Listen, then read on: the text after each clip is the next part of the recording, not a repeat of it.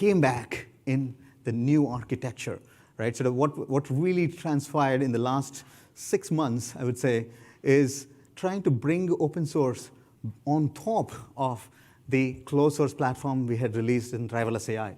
So what you're seeing is in the bring your own recipes, we are allowing open source recipes and closed source recipes to combine and become part of the base kernel or base kernel that's optimizing the machine learning for you.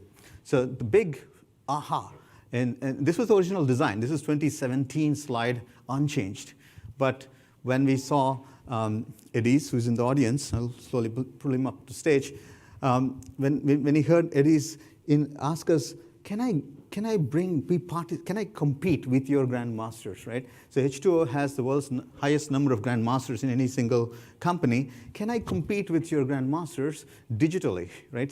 So here's a data scientist in the field and a domain expert saying, I want to bring my smarts and bring it into your platform, and can I now compete with your guys and see if my idea is better than your ideas in a democratic, in competition for accuracy fashion.